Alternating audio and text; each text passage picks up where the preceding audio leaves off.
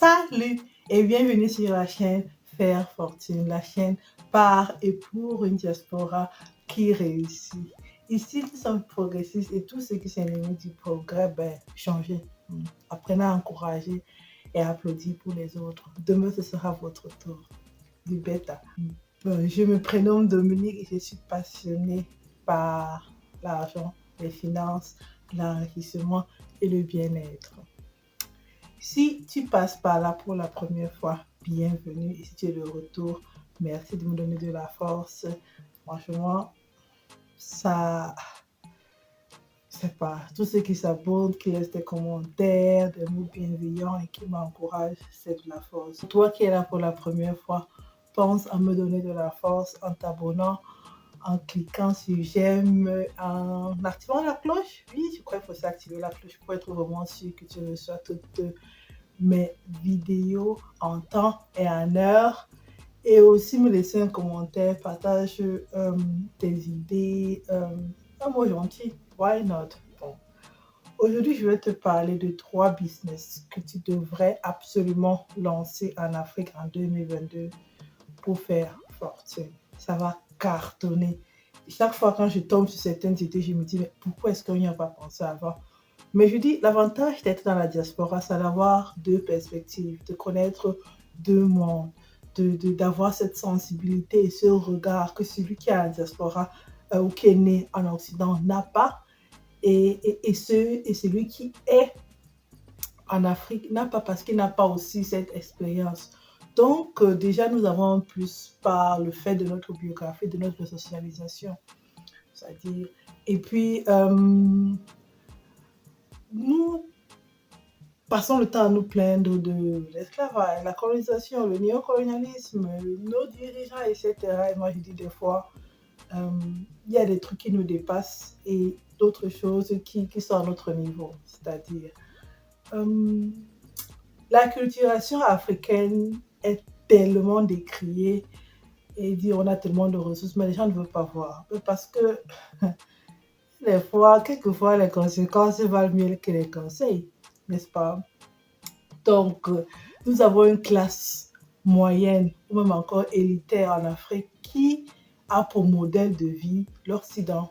Il n'y a pas de souci, c'est leur choix, c'est ton choix, c'est notre choix.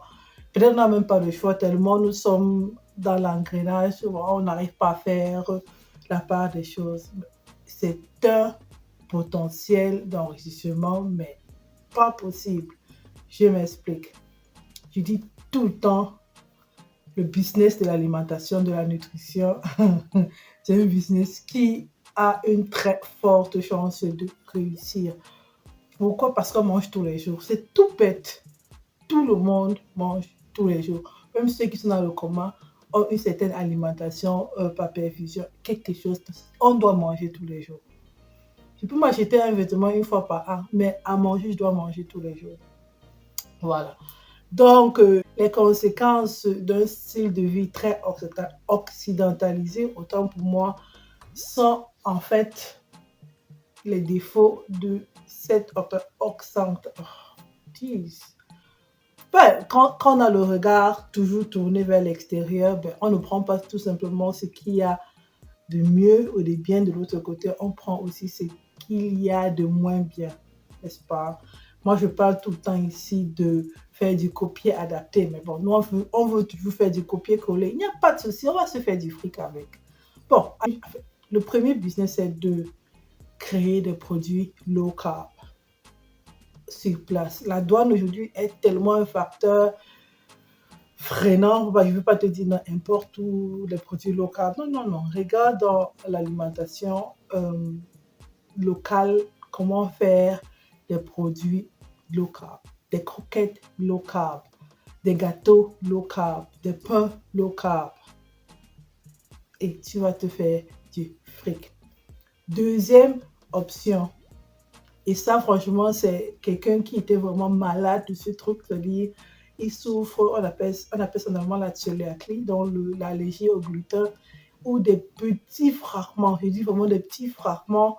Ça te fait gonfler, c'est l'exigence directe. Parce qu'en fait, on a trop dénaturisé le blé normal, même ou aussi parce que les artisans, les boulangers utilisent du préfet. Ils n'ont pas le temps de laisser monter la pâte pour que les FODMAP disparaissent, ce qui cause tout ce qu'il y a comme problème. En même temps aussi, le blé apporte ce qu'on va appeler le bidon de blé. En allemand, on appelle ça le Weizenwampe, c'est-à-dire quand tu manges du blé, tu vois, tu as des gonflements au niveau abdominal. Bref, tu mets du temps à t'en remettre, quoi. On parle de la nourriture, franchement. On parle du blé. Et comme le blé est une denrée rare, en Afrique, il ira dans le sens où tous les ans, ça augmente en prix. Mais bon, on veut faire de ça notre alimentation de base, les crêpes, le pain, etc. Ben, de l'autre côté, nous, on va se faire du fric avec. Il faut choisir ton côté. Bon, donc, cet ami est venu me voir et dit, mais les Camerounais, je sais que vous, là, vous mangez du mil, du sorgho, du maïs. En fait, nous, à la base, on a une alimentation très saine et variée. C'est-à-dire, pendant qu'en Occident, tu auras des pâtes, tu auras du pain, en fait, tout ce qui est dérivé du blé et à peine de l'avoine, c'est-à-dire, ça commence maintenant, là, et puis, tu auras, j'ai dit, pâtes, blé, pommes de terre. Voilà, les trois féculents vraiment principaux. Mais en Afrique, on a une pléthore. Une pléthore. Ça ne va pas chez A, tu vas chez B ou tu vas chez C. Du coup, euh, il voulait des informations que, franchement, je dois le dire, je ne les avais pas. Moi, je mange du maïs sèche, du maïs, du couscous, plantain pilé, en fait, tout ce truc-là, des plantains, macabo et tout le reste, mais je ne savais même pas que c'est machin gluten. Je n'en souffre pas, je ne connais personne. Mais il y en a tellement, il y a des gens qui souffrent. C'est un petit peu pas trop. Donc, quand c'est juste du lifestyle, je mange du gluten, je mange du sans gluten, je mange du sans gluten.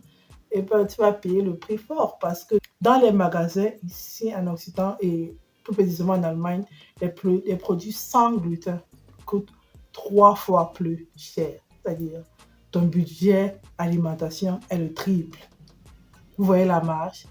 Déjà, avec l'alimentation normale, on se fait des sous parce que franchement, la marge est importante, mais imagine la marge être encore 3 fois plus, en plus de la marge normale. Mais c'est la machine à faire fortune, mais de suite, quoi. Donc, ça, c'était le gluten, ça, c'était low carb. Et puis, maintenant, il y a la partie keto, l'alimentation kétogène, qui aussi, si tu développes un concept autour de ça, des produits, tu fais un magasin où tu as un rayon low carb, un autre rayon keto, et puis un autre rayon sans gluten.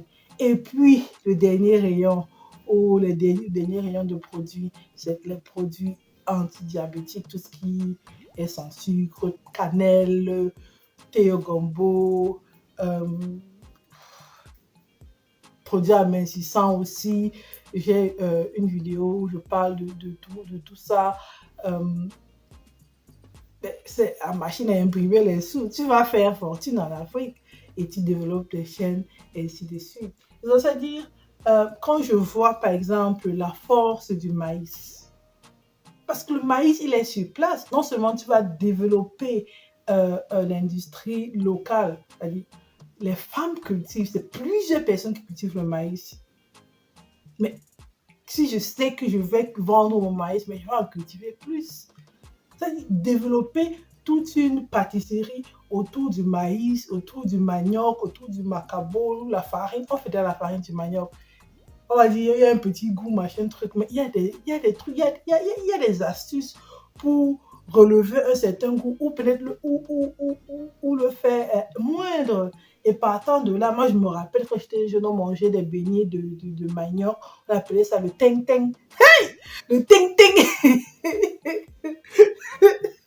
Oh là là, c'était jaune comme un soleil. Et c'est là, ça n'existe plus, mais l'huile de palme, c'est fait sur place. Le manioc, il est fait sur place, mais et vous criez, oh, allez, alors que vous-même, là, ce que vous avez dans vos plats, vous ne mangez pas. Donc, autant de choses.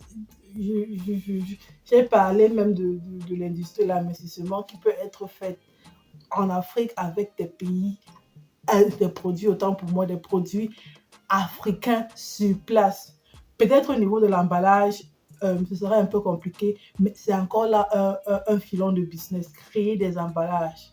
Avec même des papiers, juste tu imprimes de logo, un peu de Canva ici, ici et là, et puis voilà, tu as ton marketing, tu as ton visuel, et puis tu as tes produits, et puis tu lances une chaîne de distribution, tu lances des influenceurs qui font de ça un lifestyle, parce que quelque part aussi, on achète un lifestyle. Quand on est tout le temps tourné vers les résultats, mais on achète un lifestyle. Tu te fais un lifestyle, mais à l'africaine, mais c'est tout le monde qui va vouloir. Moi, je vois des gens comme Karel qui est tout le temps habillé en boubou, qui a des sacs à frites, mais c'est l'économie sur place qui tourne. C'est l'Afrique qui gagne. Bon, je m'arrête là. Déjà, les idées sont dehors. Bon, c'est bien d'avoir des idées, mais c'est encore mieux de les réaliser aussi. Partage la vidéo avec le max de personnes et espérons qu'au bout de la chaîne de partage, quelqu'un va réaliser. J'ai pas de problème, j'ai pas de il a volé mon idée. Non, non, non, non, non. L'idée là, ça ne sert à rien si tu ne la réalises pas. Donc, réalise mes idées si tu peux. Franchement, nous gagnons tous quelque part. Ça va me revenir à un certain niveau. Donc, en attendant, donne-moi de la force en t'abonnant, en activant la cloche, en me laissant un like et des commentaires. Hein, participe. Dis-moi ce que tu en penses de ces idées. Tu en as d'autres? Voilà, on se revoit très prochainement sur la chaîne Faire Fortune, la chaîne par et pour une diaspora qui réussit.